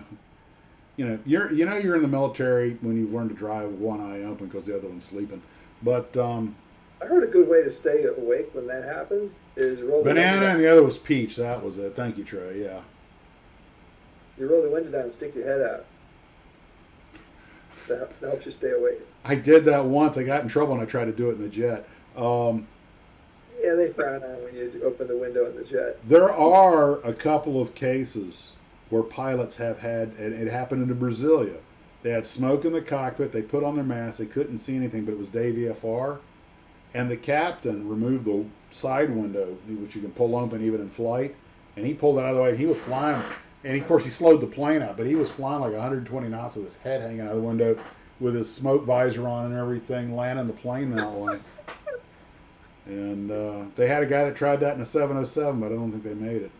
The cockpit was so full of smoke they couldn't see anything, so he opened the window and stuck his head out. I mean, what the heck? I mean, at this point, it's any port in a storm. What do you got to lose? But Edward Bender, Max, the mint is wafer thin. that's why you got to eat a lot of them. Don't you remember that from Monty Python? Mr. Creosote goes into the. I don't think I saw that one. Oh, that was hysterical. The guy must be 600 pounds. He goes into the restaurant and he orders everything. I mean, everything. They're just bringing trays and trays, and he's eating it, and it's coming out of his mouth, and he's like been there for hours, and he's stuffed. And the guy, the waiter goes, it's John Cleese. He goes, and we have just one more thing, sir. This tiny mint. And he gives him the mint, and he chews it, and he just explodes. Body parts go all over the place. It's just hysterical. Monty Python. For the longest time, I could never quite, because I was a kid, I couldn't quite understand British humor, but it's something about it that I liked, and as I got older, I came to appreciate it. But Yeah, me too. yeah, apparently quite a few Blue Troopers have seen it because they're responding. Did you ever see the one where the two Bobbies go to this guy's house and ask, "Are you Mr. So-and-so?" And the guy goes, well, "Yes." He goes, "Yeah." And he goes, "Is your wife so-and-so, Mrs.?" And he goes, "Yes." And the guy takes out a little, like an instrument. He starts playing it, and the female cop takes off her hat and lets her hair go around. He goes, "Your wife is dead. She won't be home." I was like, oh my God. I remember, I think it was Mad Magazine had a comic strip where it shows this army unit, and the captain goes to the platoon sergeant and goes, "Hey, Johnson's wife passed away. You need to let him know." He goes, "Okay." So he holds a platoon formation. He goes, "Okay, all the married men take one step forward. Not so fast, Johnson." I was like, well, that's one way to do it. But, Did you ever see the one with the wedding photographer? I don't think so. Everybody, okay, I want to have a picture of all the people who were wearing a suit for the first time. I told these guys, get up. And then all the drunk uncles. And then these guys get up and then, okay, everybody who slept with the bride. Oh! And a whole bunch of people get up, and the guy who's marrying her, he like walks away, and she goes, "Wait." She sets the timer on the camera, and she gets in the picture. and then she goes, and everybody who slept with the groom, and everybody leaves. It was just hysterical. Oh yeah. Oh, that's like the Saturday Night Live skit, "The Honest Planet." The Brits were really funny. Yeah, they were. And, did you ever see the commercial, the one out of not a commercial, the bit out of Canada where the cop pulls the two people over who were smoking pot? Oh, yeah. Are you high? Hi. Boy, this cop's really friendly. Yeah, I have seen that's a good one. And, well, the best one of that type has got to be Canadian. Was it Canadian Bacon, where Dan Aykroyd is a Canadian motorcycle cop, pulls over John Candy, don't have the equal amount of French language. He's got all the anti-Canadian slang on the Yeah. truck, and he's got to be in French. So he helps me put it all in French. It's like, Don't laugh. That's a big issue doing business in Canada. 20 years ago, I remember reading an article where it happened on it was Air Canada, I think it was, or I think it was Jazz, and they're regional, and a guy was upset because the in-flight was giving the briefing in English, and he wanted her to give it in French. I guess he only spoke French, and I guess she didn't speak French, and I'm not sure what the rules are in Canada, but apparently it caused like a lawsuit, and as a result, they were like, no, you've got to do it. There's one of the problems people don't realize when you have a second, and the Canadians can attest to this. One of the problems when you have a second official language is everything's got to be in two languages. A lot of places do it as a courtesy. Like in the U.S., most of our forms are in English and Spanish. But when it's official, it's got to be done in every facet of life, and that gets really tedious after a while. When you sell something into Canada, you have to have an equal amount of French to English verbiage on the package. Mm-hmm. And if you don't, they have the language police go into stores and they take the stuff off the shelf and check it. And if they find out that it's not equal or they deem it's not equal, all the stuff has to come off the shelf. It gets sent back to the manufacturer and they fine them. It's a serious thing. So if you want to send models up, well, actually, it's funny you should mention it. I was noticing that this Heller kit, since you brought that up, this is all your fault. This is the instruction sheet, all right? It's one page exploded diagram. That's all it is, all right? And then the back is a beautiful diagram on both the single engine and multi-engine model for how to paint it and everything.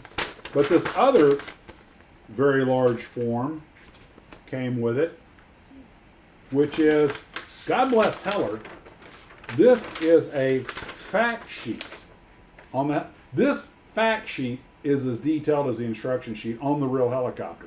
Maybe this is because it's a French helicopter and they're very proud of it. Well, French, Italian, it's European. But of course, being Heller, there's as much French here, and there's also German. Hubschrauber Delphine.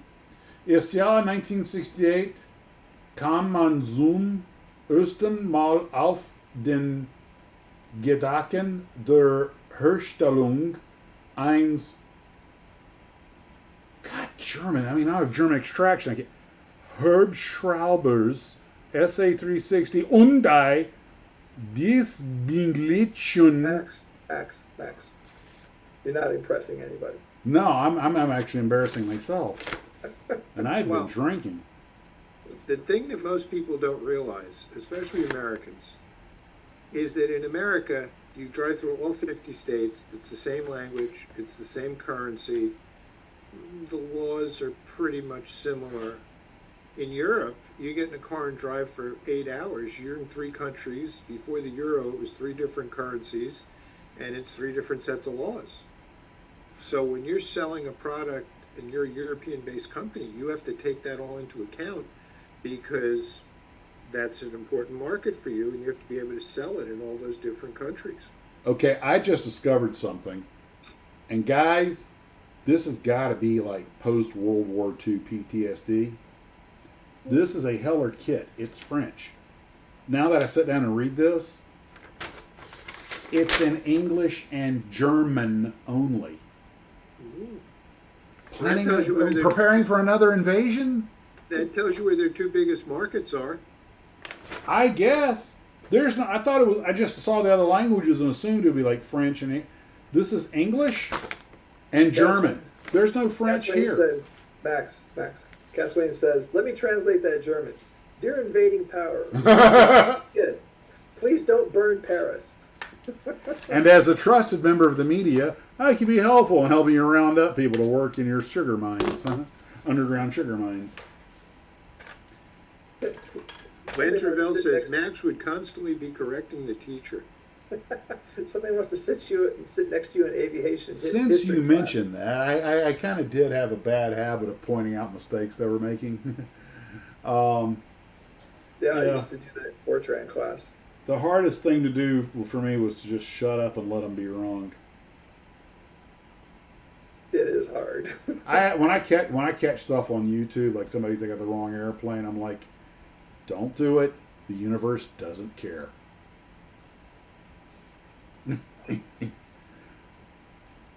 Das ist nicht gut. But Why does it look like I'm working at a call center? Does this look like a call center back here? Well, I have the headset on because it has the microphone in it. Also, if they wear headsets and microphones, we don't get feedback. I'm doing we could never get the Zoom to feed into the OBS properly, the audio. We got the image and everything, but the audio wouldn't work. So I literally just put this microphone next to the speaker. That's real sophisticated, but it works. It works. And I went online and looked at a dozen YouTube videos, and apparently it's a common problem. Zoom and OBS. OBS has a problem, and that's that. Do you think we should see the way they teach now? Yeah. Well, I covered the stuff I had. I really just want to talk about resin kits and Vacuform. Don't be scared by them, but understand they are. When you get a resin or a Vacuform kit, you have engineering issues built in. I'm currently dealing with that Corsair, which has a lot of aftermarket resin parts that Tommy Moreno gave me, and I'm not, concerned about it. I definitely have some issues with fitting stuff. Let me grab a picture here real quick. Okay, here's one of the wheel wells. Getting that thing, I got to drill it out for the landing gear. Somebody made the comment about your landing gear probably won't survive, so I got to be very careful about that. That's not really the picture I wanted though. Whoops, no, I don't want you to cancel. Plus, image, okay. This, first thing is you got to saw the things off the block.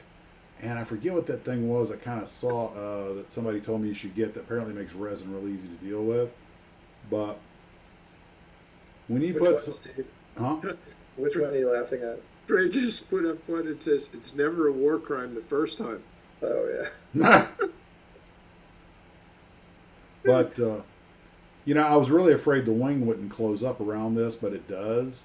But you've got to file off the. If you look on the right there, you'll see the trim area for the original parts. You gotta sand that down to make it fit properly. But I'm hoping it'll work good. But dealing with resin, of course, means CA glue, and I finally, like I said, bought that bottle of accelerator, and that makes all the difference. And use it sparingly. Well, I actually have those hypodermics that Barry gave me, and I use not the glue, the accelerator. Use it sparingly. No, that's what I'm saying. I use the hypodermics to put the accelerator on it. Why, okay. Ken? What happens if you're too aggressive? If you use too much accelerator? It weakens the glue. Oh, okay. Well, that's good to know. By the way, accelerator is just baking soda and water. Well, it works because I tried using baking soda, and the problem was getting baking soda evenly applied to the glue to get it to work right. Well, you have to put it in water. Well, I didn't know that, Ken. I was putting it on with a little applicator, and they just said use baking soda. Thanks. You didn't give me. Why do you think they put it in a spray bottle? The aftermarket kit was made for Trumpeter, not Revell. Well, Tommy did tell me he would not be upset if I didn't use it. He understood. But I'm like, what the heck? This is a channel where we go out and dare to do things. Let's dare to do. Let's do a little daring do.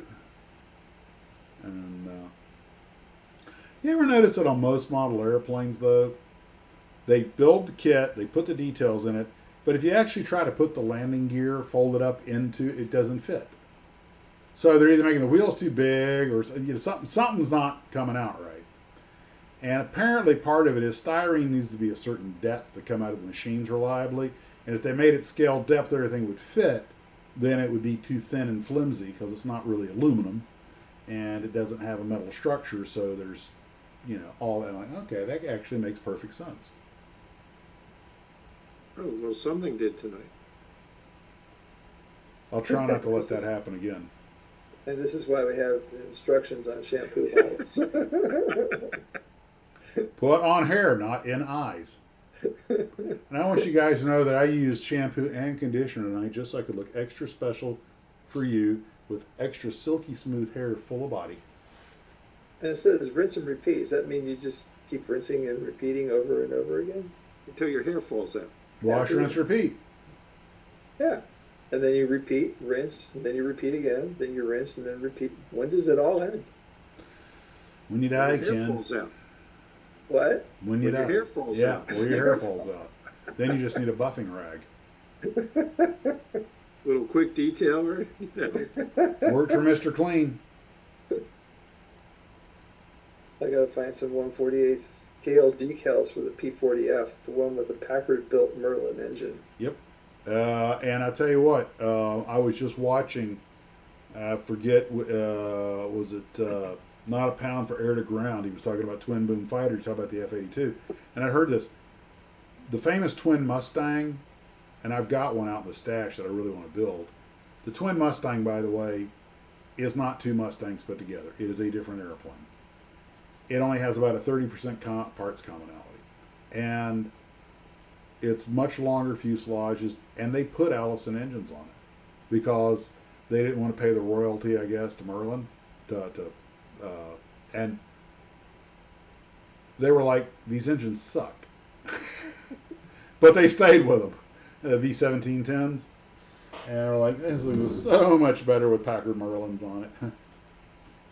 Which, by the way, is the Merlin engine made by Packard. And Packard, I watched, I think it was Ed's auto review, why Packard folded. Because my understanding is before the war, Packard was a real, top shelf brand. But after the war, they died pretty quickly. They just couldn't keep up. And I always kind of wondered why, because Packards were supposed to be like a really nice car. And apparently they said the Packard Merlins were better than the British-built Merlins. They were expensive, though. Well, so is a Cadillac. Yeah, well, that's who they competed with on most of their line. But, Cadillac, for some reason, they had better styling and they had more innovative features first. So, but Packards are great cars. Yeah, I heard that Packard, they didn't style very well. When Cadillac started changing styles, that Packard still had these pouty dowdy looking cars, and it's a pity. They made some decent cars at the end, but it was too late. Didn't they make the Avanti? No, Studebaker. Studebaker.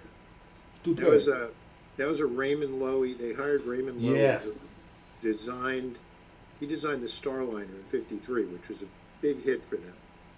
And then they were floundering and they needed a home run, so they hired him to do the Avanti, which he did.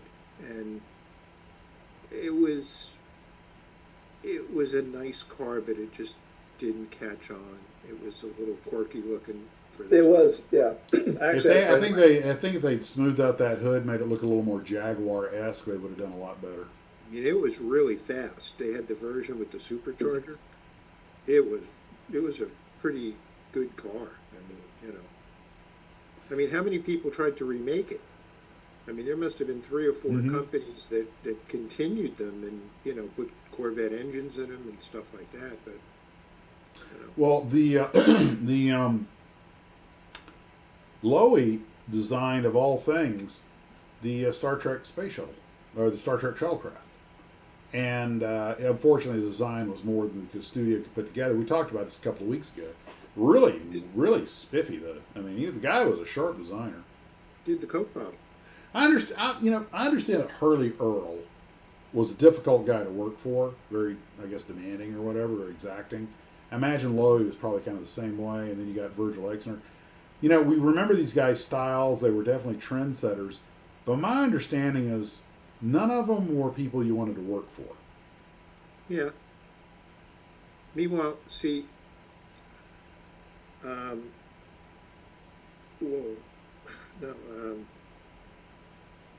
what's his name from GM? Harley Earl.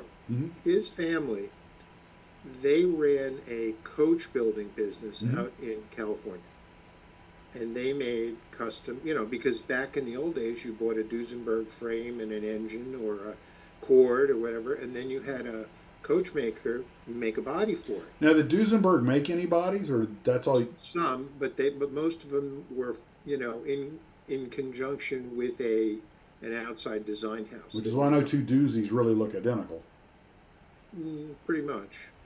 But so his family had this big coach building thing, and they were very successful.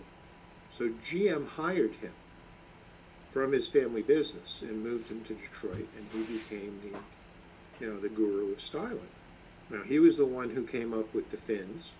He was the first one who hired women to design the interiors of the cars and pick the fabrics. Which is why if you look at GM cars in the 50s, they all had these interiors that were bright colors and different textures and all that kind of stuff. But he was pretty tough, and he was the one who really pushed the dream cars. He started with the Y job, then he did the LeSabre, then he came up with the Autorama, which they had these dream cars that they built, and they would go around the country, and they would sort of be like a poll for the people who visited, because these cars would have features, and they would see how the public reacted to Today we would call it crowdsourcing or focus grouping. Right. And then include them in future cars. And kit model companies should do that. Yeah, well, there's a lot of things kit model companies should do, but I mean,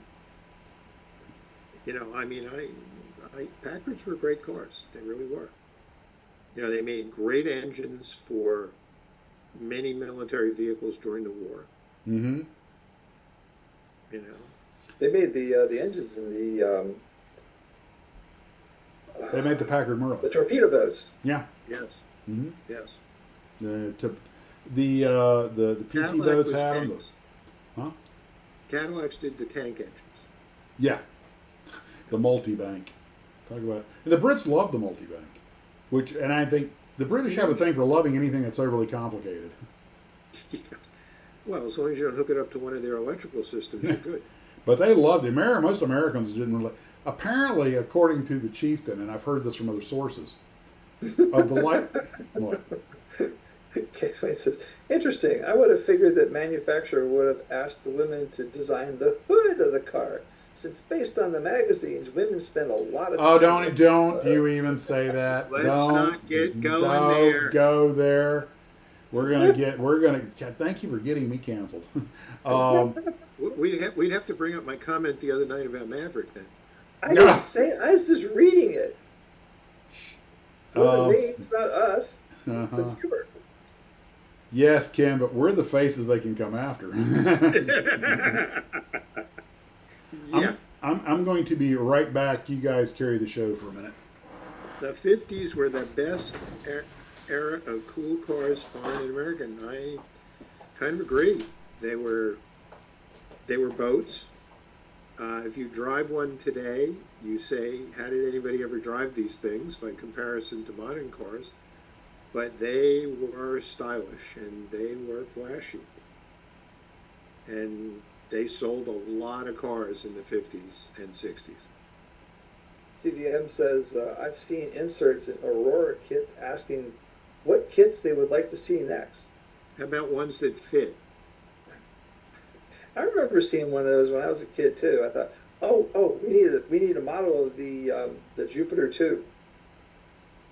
It only took them 40 years to make one. But they listened, Ken. Eventually, yeah.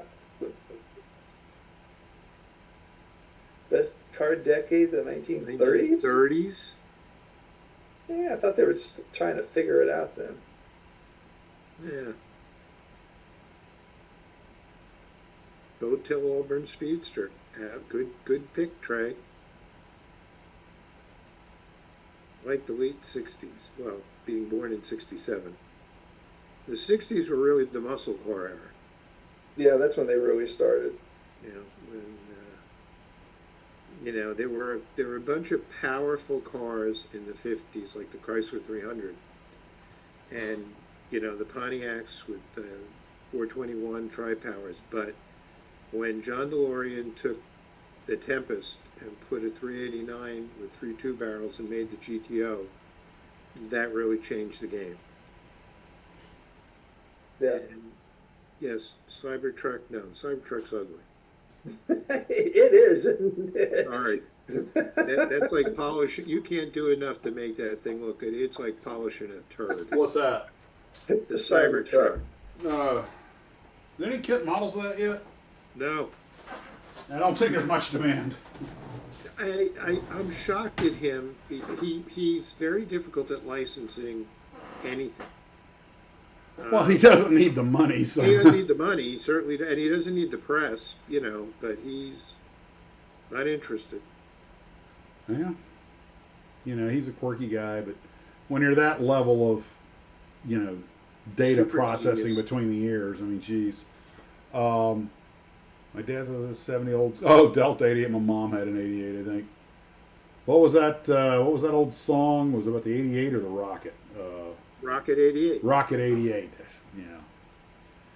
But yeah, I bet that. Let me see if anybody makes a model of Rocket 88. Go to everybody's favorite scale mates. Put in Rocket 88. And I got a Yonkers JU88. Greenberry says you want to make a model of the Cybertruck, spray paint a brick silver. I do not. Start. Oldsmobile made the Rocket 88, right? Yes. Just show Oldsmobile. Hot Wheels did it. Yeah, but that doesn't count. 226 Cybertruck, models. yeah. No, I have a Hot Wheel car of the Cybertruck. And there's no larger scale diecast of a Cybertruck. Like 24th or, no. This is interesting. I don't see a kit model of a Rocket 88. Yeah, there's probably I think there's a resin kit. I thought a car that popular would be, Well, what do you know? I stand corrected. I thought for sure there'd be something. Stuart Gregory's got the same idea I do. Seems like you could scratch build one pretty easy with some sheet styrene. Call Keeler. Get him on the case. Keeler is one of those people, you can hand him a block of wood and a picture, and a month later you'll have the model. You've got to see the one he's working on now. He's working on a larger 1/16 scale version of the Dodge Fever, which is the car he won the national model contest with in '68.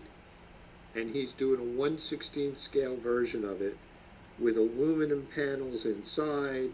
And he got the Chrysler motor from the Aurora garage scenes. And he sent me pictures of this, and I'm like, this is unbelievable. And he's got to have it ready to go to the opening of the Model Car Kit Museum in Nebraska at the American Museum of Speed. I imagine he's grinding away as we speak. Where, by the way, they have replicated his shop as a section of the museum.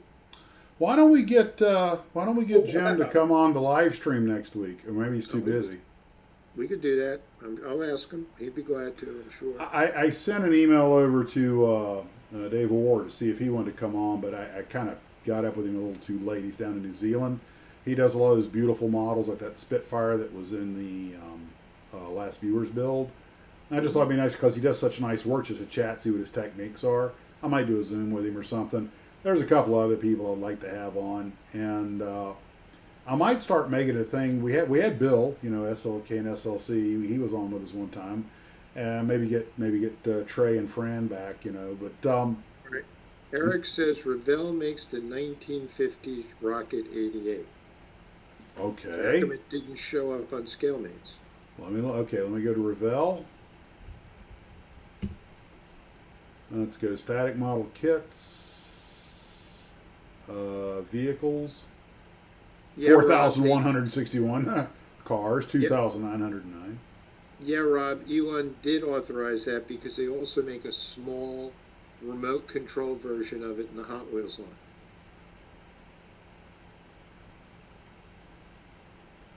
line. Okay. New tool. 452. Let's see if I can put an Oldsmobile. Oh, KOS&C is thanking you for having him on. Oh, it's our pleasure, Bill. Okay, we got a 50 Olds coupe. Yeah, that would do. And we've got a 72 Hearst. The rest are NASCAR stuff. Yeah, no. And we got the 83 Hearst. So what you think, the 1950 coupe? Yep, that would be it. Okay. So the Rocket 88 was just what, an engine option? It was the engine option. Okay. I didn't realize the Rocket 88 was a two-door, but that makes sense, I guess. Sluggo says he's got 3 of them. Okay. Cool. This says 2 and 1. One of them's a race car, one of them's not. And that's back when NASCAR really meant something. Don't get me started on that. We wouldn't do that, Max. But, so, it's 9 o'clock already. Jeez, man. It is the witching hour. See how time flies when you're having fun? AMT 125th Rocket 88, 1965. Okay, let me look that up real quick before we go. Skillets. Johan. It's a Johan kit. Well, we got AMT and Got Johan. an AMT and a Johan kit. Oh, I see. Okay, you're right. Oh, we're into overtime now. Woo. Okay, we're just going to be a minute. And Oldsmobile, 37 of them. So, There you go.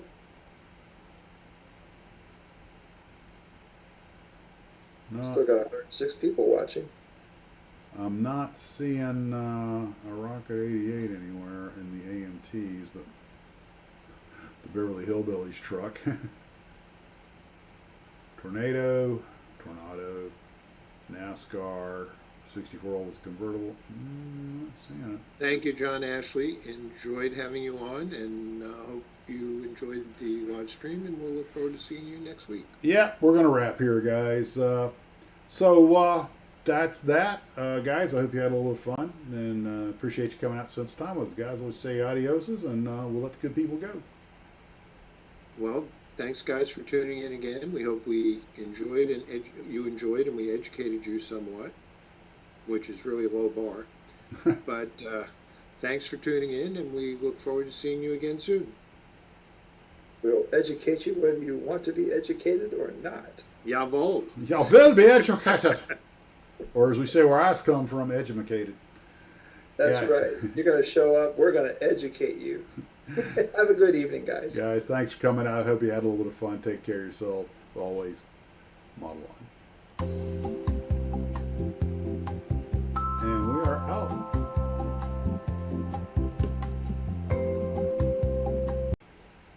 Hey, Max, I wanted to ask you about something. An airline thing. Uh-huh. I saw this ad. It wasn't an ad. It was whatever. Anyway, they said that the flight attendants have a special word called mermaid or something. We didn't use that one, but I'm sure they do. They have their own little codes. It's usually dickhead. Hey, hold on. Hey, seriously, I forgot to kill the audio.